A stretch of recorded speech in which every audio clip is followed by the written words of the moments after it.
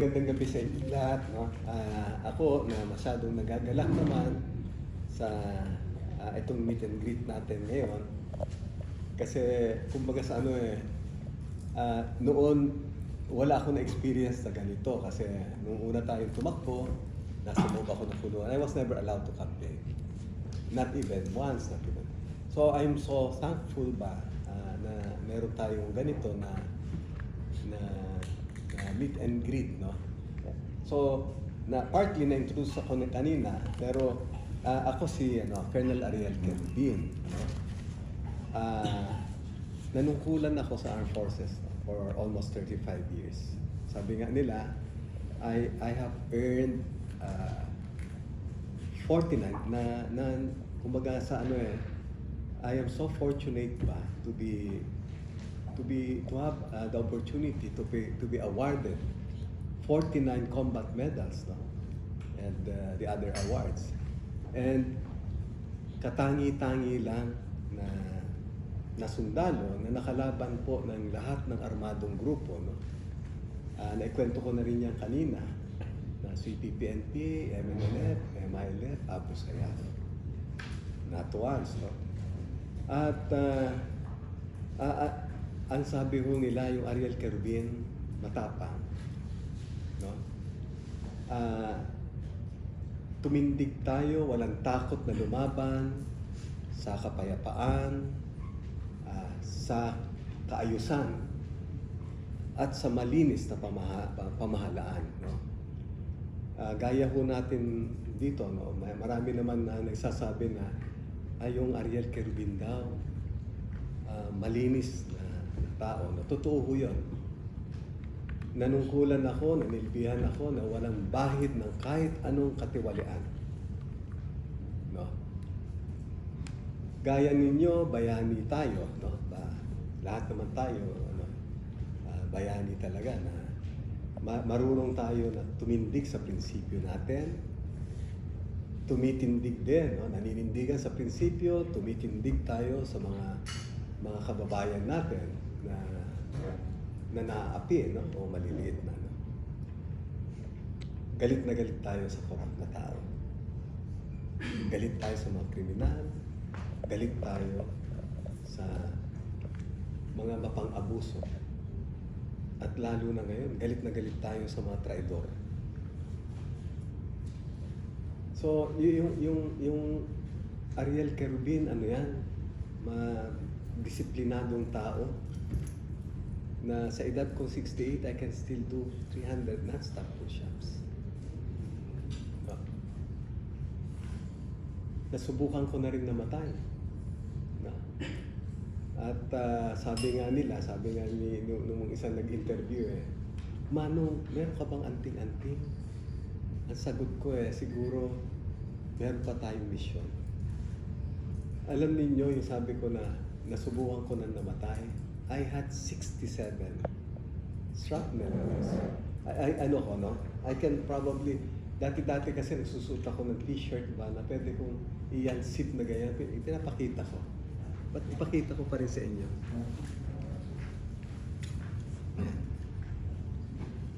Ito. Yan. Pag nagtanggal ako ng pads, marami yan. Ito, lahat yan. Ito. So, hindi sabi na hindi 67, hindi 68, hindi 68, hindi 70, but 67 hits. No? So ngayon, sabi ko nga doon sa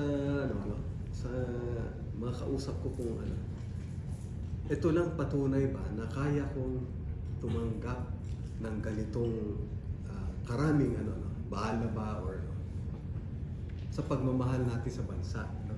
Pagmamahal sa taong bayan. At handa pa rin ako na tumanggap ng mas maraming bala para sa ating para sa bansa. All for love of country.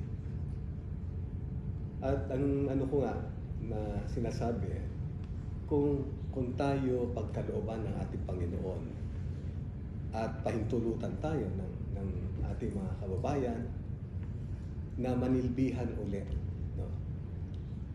Manungkulan sa bayan, handa po tayo handa po tayo. I can opt for a higher calling.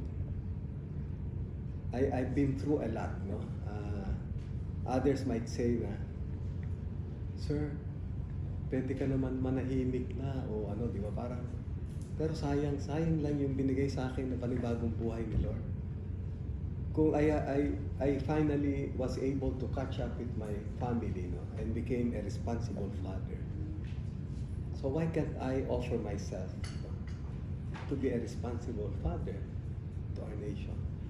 You know, ikwento ko rin lang sa inyo yung nangyari sa buhay ko kasi I would have been the first general in my class. But God had to take away my freedom for me to realize that career is not everything in life. He jolted me into my senses, took away my freedom. So as days turned into weeks, weeks turned into months, months into years, I became closer to my family. So this year, hopefully, you know, all of them will be professionals. 7 of them. So if I'm asked, Sir, ano pinakamalaking accomplishment mo sa buhay? Sabi ko, hindi ho yung Medal of Valor, hindi ho yung mga medalya ko. All my awards pale in comparison with what I have accomplished as a father. I was awarded by the, yung foundation nila Chief Justice Puno, Ulirang Ama. At di ba ang gandang pakinggan, Ulirang Ama? Ang tanong ng misis ko, Dad, ulirang asawa ka kaya? But kita niyo yung kung minsan nga sabi nung mga nag-i-interview kung nakikipaggera kayo, hindi ba nyo iniisip na meron yung may maiiwan kayo na pamilya, ano? Hindi ako nag-isip ng gano'n. Iniisip ko na yung kapakanan ng aking mga tao. I have to be decisive ba? Kasi kung namatay yung mga tao ko, alam ko na mas mahihirapan yung mga asawa nila, yung iiwan nilang pamilya. Pero kung ako may mamatay ako, tiwala ako na yung iiwanan ko ng pamilya ko, ang misis ko, kaya niya itaguyod yung mga anak ko. Kasi when they tried, they tried so hard to render me irrelevant last time. It was my wife who stood by me, who took the cudgels for me. And that's where yung media ba, na kakampi ko nung time na they were the ones who kept the fire burning. Kahit na when they see me smiling, it's time to move me to another facility. So I was moved in 5 detention facilities, one after the other. So ganun siguro nila nakita ba na itong tao na to, ibang klase ba na pagka ibang klase siyang lumaban sa kalaban, kung kalaban din siya, di ganun din siya, di ba? So yung Ariel Kerubin, matapang, yung Ariel Kerubin, malinis, yung Ariel Kerubin, matapat, no? At may puso at dugong makabayan. So maraming salamat sa inyong lahat sa pagdalo dito. At pwede ho tayong mag-umpisa na parang magkwentuhan lang. You can ask questions, you can children will be professionals. Kaya yun yung sabi ko na my biggest achievement. All my awards pale in comparison with what I have accomplished as a father. This time, sabi ko nga, kung pahihintulutan tayo, pagkakaluban tayo ng ating Panginoon, at susuportan tayo ng taong bayan na manungkulan uli, manilbihan. Handa po tayo. To which banner are you running for? Well, I'm still a sabi nga ng mga party mates ko, sabi nga, Sir, you are still an illustrious member of the Nationalist Party. So, ako natutuwa lang kasi Hindi naman sila every time na may cruise kami, I'm still invited. Although there are some na nag-cruise ba, I was denied visa. Kasi may mga sensitive, may mga konting problema pa dahil dun sa past ko. So, nagulat nga ako dahil I have worked with the Americans when we were able to neutralize Abu Zabaya. But meron ako, I'm still considered an international terrorist. So, yung mga kaibigan namin, they even made a certification na if reports reaching the State Department allege that Colonel Kerubian is involved in terroristic activities, that's true, but he's the one killing the terrorists and neutralizing terrorists. Nag-announce na kayo ng inyong plans for, serve once again. I think ang unang itatanong nyo na sa inyo is, what is your thoughts or stand about the Philippine Sea crisis? Yung West Philippine Sea na yan from the very start kasi alam nila kung where I stand ba. I used to be the operations officer of PESCOM noon. And then when we first, when I came from Palawan, from Bataan, di ba? 1981, 1983 na lumipat kami ron. During those times na from late 70s and mid 80s, no, Marines yung nagmaman ng mga isla dyan sa West Philippine Sea na yan. Kalayaan Island Group. Yung defense plan at that time was called Hammer and Anvil. Meaning, yung Hammer was the intruder, meaning yung kung sino man yung mag-a-attempt ba na kung anong bansa yan, no? Yung Anvil naman were the Marines. At that time, dahil nga mabagal naman mag-reinforce, hindi man ganun ka-modern yung ating barko o yung So, the Marines during those times were willing to die with their salty boots on. So, ganun kapatriotic pa. Hanggang naman, ang tingin ko, lahat naman hanggang ngayon. Kaya, yun lang kailangan natin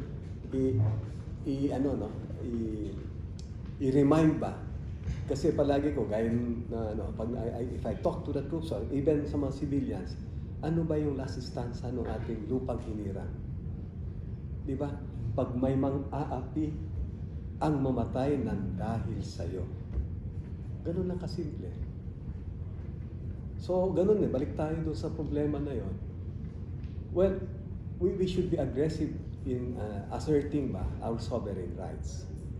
We might be militarily weak at this point, but I think the government is really doing something, no? Lalo na doon sa sinasabi nila na self-reliance defense posture program natin. Why? Dati-dati na may SRDP noon pa, pero nawala yan, nagulat nga ako eh. Kasi ang maganda dyan, sa ngayon makikita nila, we have to be aligned, no, sa isang superpower to balance, di ba? May balance of power kasi, di ba?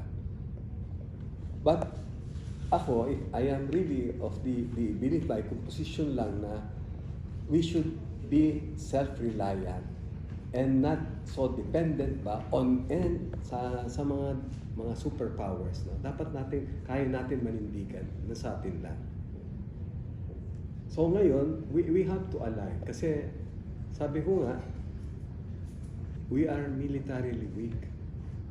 Yun din yung tututukan natin later on kasi ang focus natin was sa insurgency. Why? Sa isang encounter ng tropa ko sa Palawan noon. At that time, bagong kuha lang ng China ang Mischief Reef. Sa isang encounter sa Quezon, Palawan. Quezon, Palawan is west ba? Nasa west coast yan. Yung nakalagay doon, we weren't not able to open the laptop so I had to send it somewhere. Pagbalik sa akin, nakalagay doon, no? Strategic plans of the CPP-NPA. Strengthened foothold along the shorelines. So what for? Kasi yung Mischief Reef na yan, is an ideal transshipment point. Not only for firearms, but for drugs, for smuggled goods, for everything. Kasi yung PLA na yan, some of them, alam na rin namin na they are scalawags. Sa laki kasi niyang hindi nga natin alam kung yung mga drugs na nanggagaling na di ba, yung nahuli ngayon hindi nga nila alam kung saan ang source. Noon one time may isang ambulansya pa yata yun na intercept nila, may laman ng mga drugs. Ako, at during those times, nakikita ko na posible namang galing na rin sa Mischief Reef. So, ano ba yung CPP-NPA? Di ba, Mao-oriented, Mao-inspired. China pa rin yan.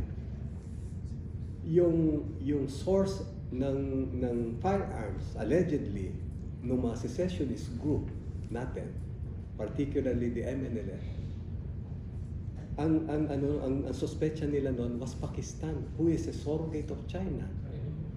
So di ba makikita mo na deeply ang galing nila na sinuportahan na nila yung mga insurgents natin para naman yung focus ng gobyerno mapunta sa insurgency.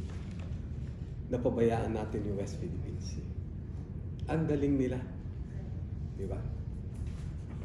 Ngayon, unti-unti na nawala na address na natin. Ikaw na peace agreement sa mga secessionist groups. Yung CPP-NPA, headless na rin sila. Wala na rin silang no? So, nakakapag-shift na ng focus tayo sa West Philippine Sea. So, ano unang gagawin mo dyan? Aside from yung sabi nga nila na meron na rin daw tayo ng comprehensive is ano ba yung comprehensive archipelagic is concept ba, defense concept nila. Meron yung in-announce na na well, that is a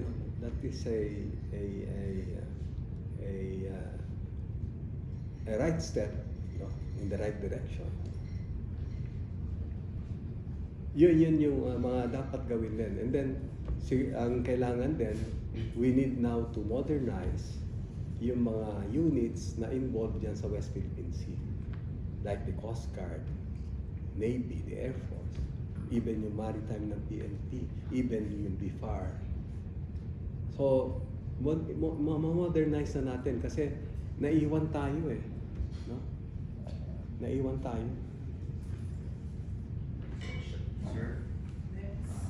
Sir, sir, medyo light lang yung question ko. Sir, ano yung pinagkakaabalahan niyo the past few years and paano kayo nagka-unwind or relax? Kasi sa kwento niyo, sir, parang ang hirap yung kasama. Mapapapusya ako na mapapapusya. Hindi, naman, I still devote some time with my family. Kasi ganun pa rin, every weekend, meron kaming after hearing mass, kain kami sa labas. Hobby, sir? Mahilig ba kayo mag-golf or sports ba kayo? Yeah, would you believe, during the pandemic, I trained my dogs.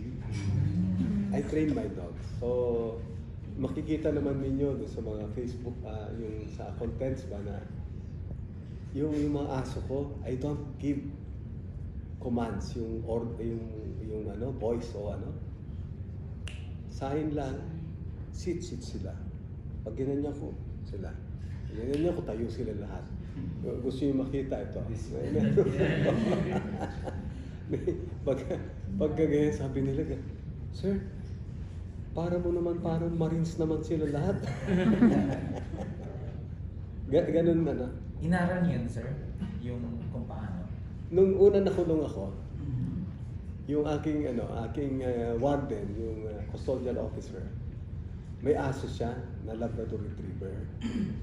So pinagawa ko, I requested yung mami niya, na si Doktora. Bilan mo nga ako ng Rottweiler.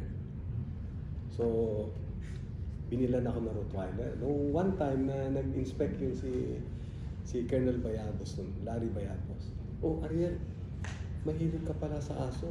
Ah, yes sir. Mahilig ka rin ba sa dog shows? Ah, kahit hindi. Sabi ko, yes sir.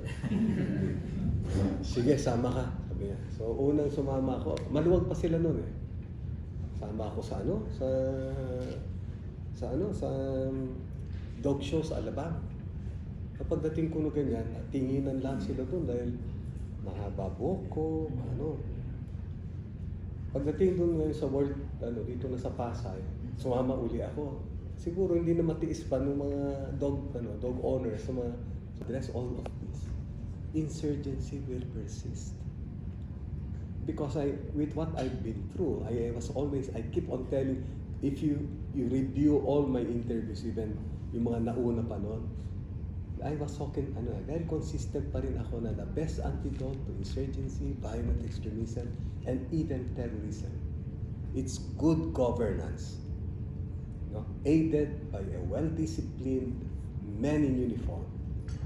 No police brutalities, no military abuses. Ngayon dapat ang pinakamaganda na pagkakataon kasi ang armed forces natin napakataas na trust rating, di ba? Number 1, nagre-reach siya na number 1. Sana the other agencies will step up. Di ba? Para naman, yun yung palagi ko sinasabi na if when I go around, pag nalaman ko na insurgency free yan, tuwan-tuwa ako kasi ito lang yung nagpapatunay na mahuhusay yung mga chief executive pa ng mga LGUs na yan. At yung gobyerno mismo, maayos, di ba? I attended the Mayors for Good Governance sa UP nung niloms nila, Mayor Magalong. Yung mga naandun na nag-attend, gaya nung Mayor ng Kauswagan, Mayor ng Isabela, Basilan, yung Mayor ng Kauswagan, sabi niya yung nakita niya ako eh. Of course, ang una nakakita sa akin, sabi ni Mayor Magalong, oh, I saw Colonel Kerubin. Colonel Kerubin and I were jailed fighting corruption.